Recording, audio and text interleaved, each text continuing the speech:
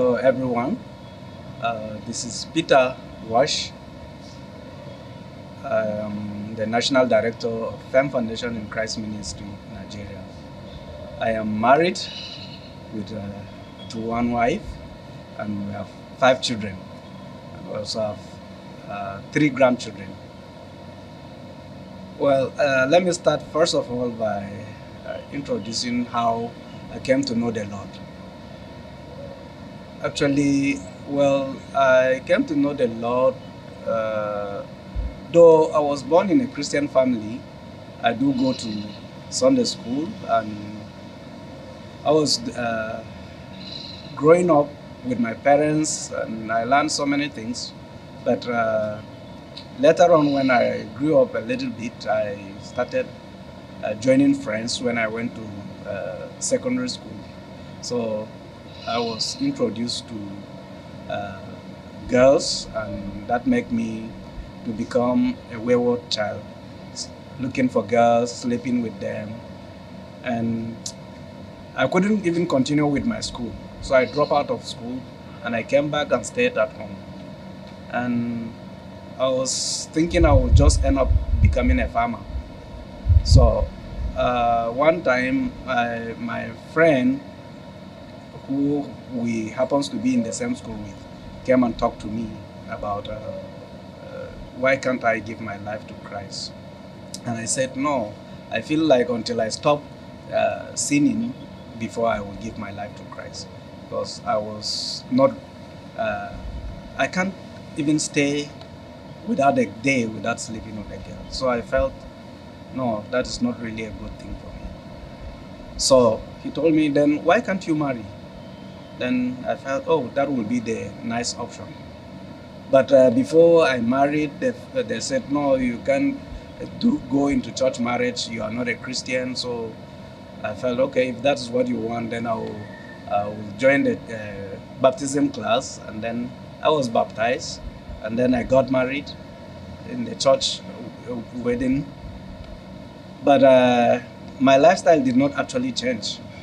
Even though my wife came, and when she came, she started talking to me and told me that now I belongs to her, so I have to change my ways, this and that. That did not really change me. But after the next year, after our wedding, we went for a training with the Great Commission movement. And then it happens that I was taken as the sample to be used.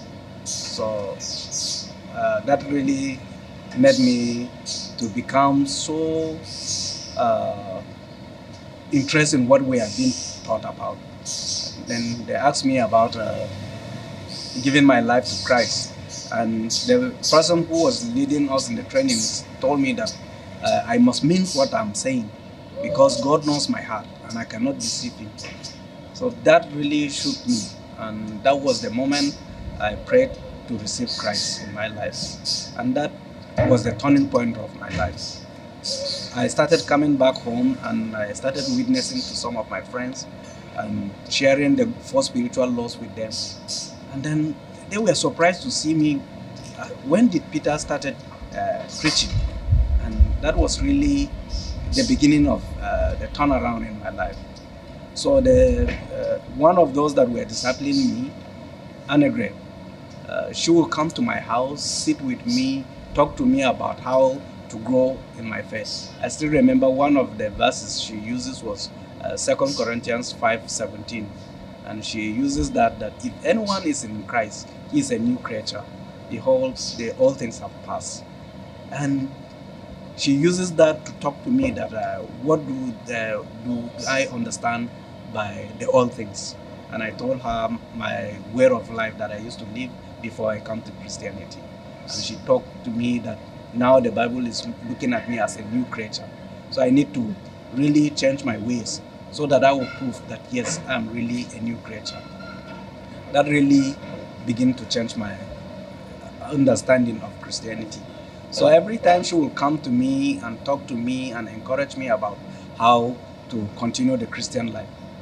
And after 2-3 months, she started taking me and inviting me to go along with her for witnessing.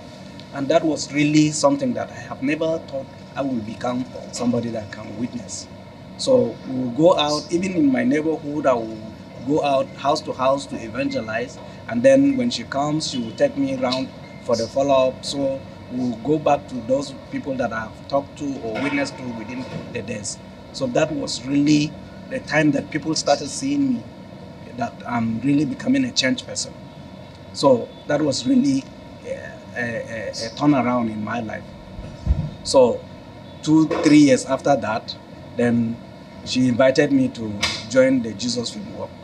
And that was when I started working as a Jesus Film worker, showing the Jesus film from one village to the other. And that was really a great thing to me. So after working with the Jesus film for some years, I then decided to go back to school. So I went back to sit and write my senior secondary school exams, which qualified me to go for teaching college, College of Education. So I went for that for 3 years course to become a teacher. And as soon as I was about finishing that studies, I came back to Great Commission, hoping that I will be employed again to continue with my Jesus film work. But the moment I was coming, I met my former leader, who was also leaving the Great Commission then, Mr. Bitrus Dasar. And he told me, oh, there's a work that you want me to work for him. And that was the first time he connected me with Richard Gardiner, who was going to go for the Jesus film saturation in the Israel land. So I agreed, and we started working together. I was going from village to village in the Israel land, showing the Jesus film. And we showed the Jesus film, get many converts, and then we started the strategy of how to develop them into disciples. After training them, we assigned them to villages, and they continue to follow up new converts and discipleship groups in all these villages. And that marks another milestone in my life, and as well as in the ministry. So we started doing that from 2003, and then we continued all till 2008. Then I went back to the seminary and went and get my BA in missions and evangelism. When I studied, when I was still studying, I was still working as a volunteer or a staff with the Ministry of CRE, Community and Rural Life Enhancement Initiative. And that also was another years of services that I was doing in the rural areas. And while I was doing that, we started developing the materials of FEM Foundation and Christ Ministry with Richard Gardner. So my former leader releases me to Richard so that we will work on the materials together. And I will work on it, then we'll take it to the field where I was working as a supervisor to test the materials on the lives of those that we were teaching and discipling. So that was how we continued to use the materials and come up with the training materials that we have in FEM Foundation now. So actually, this has been a lot of work, but it also has been a lot of impact in my life as well as in the life of those that were working. First of all, in my life personally, it's the ministry or my involvement in the ministry work have changed my understanding of who I am or who I used to be to become somebody that God can use. And as a result of that, whenever I see a young person in a situation like I used to be, I don't just give up on the person. I rather talk to the person and help the person to see the need to accept Jesus Christ into his or her life, and then how they can begin to be discipled. So some of those that have been engaging in these discussions and discipline, like the drug addicts, like those that are wayward, the immoral acts also, and using my life as a testimony, and it has been a great help to many. So by 2016, when I had finished my my BA in missions, that was when we started thinking of starting the ministry with Richard again, when he was looking for somebody to continue with the ministry here in Nigeria. So that was when I felt, oh, I will join him, because since we have developed these materials to this level, and I will be the best person that can handle the materials and also be able to teach them properly. So that was when I started as the coordinator of the ministry here in Nigeria. So that really helped me to begin to think of, okay, as a leader, as the coordinator, what do I expect? What do I want to achieve? Well, how do I want the work to be in the next 1 year, in the next 2 years? And that was how I begin to think of what would be the best way to go on with this ministry. So that has really begun to make me think as a leader. So the first thing as a leader I had to start thinking of was people that I need to work with. How will I recruit the best kind of people? How will I get the right staff for the ministry? How will I get people to be involved in what I'm doing? So it's something that I really felt, okay, I need to start looking at people not based on just their willingness, but I need to look at the kind of people that have the heart for the ministry, as well as people who could be teachable, and then they will always be available for the work. And getting the right people is always a tough thing, because sometimes people comes as a result, they don't have work, so they're looking for employment, so they can come with different ideas and different thinking. So my plans right now for the ministry, just like I've said, getting the right people. My plans is how will I get the right staff that will continue with the work. I definitely need in the next 5 to 8 years, I'm hoping to have qualified trainers, like 8 to 10 qualified trainers that can continue to train people even if I'm not there. They can organize, set up trainings, and then go on with the trainings. Another thing that I'm looking for in the future is the ministry is going in different ways, or is growing in different ways.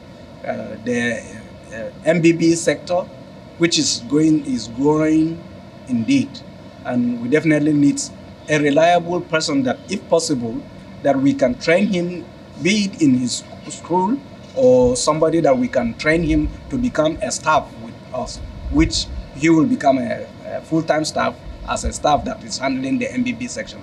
Because right now we rely on contract staff, and sometimes they will not be stable in doing the work to us. So definitely I'm trusting God to have somebody that will be a full-time staff who will handle the MBB section. Another thing that I am envisioning in the ministry is that I hope to have a studio whereby I will be recording the TV and radio teachings, where people can even come and be recorded there, and that will also serve as a source of income to the ministry.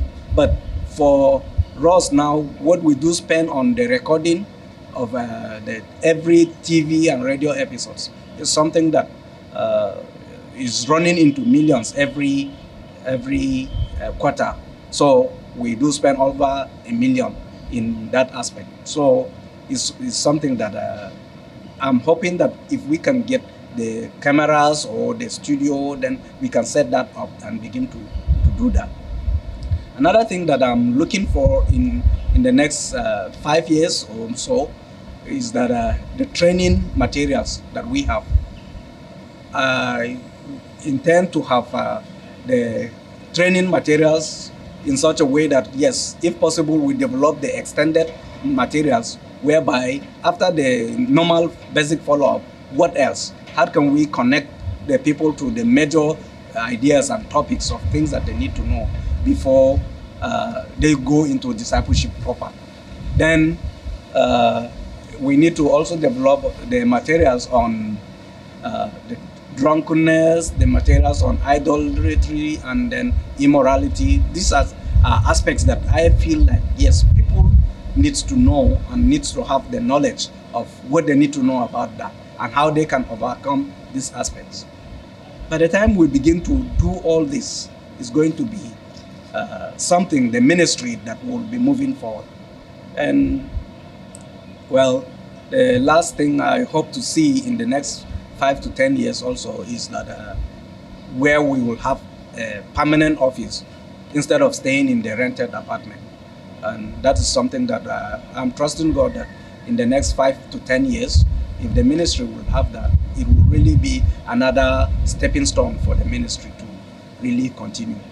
So I continue to pray to God to bring the right people that will want to support and partner with us in this ministry, as well as those that will have the right attitude and the right heart, and they are willing to work with us. So as we continue to trust God, we are praying that God will raise the right people at the right time.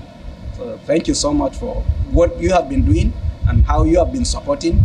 We are so grateful for what you have been doing to FEM Foundation in Nigeria, and what we're trusting God that we will continue to do more and do many more things as the Lord leads. Thank you.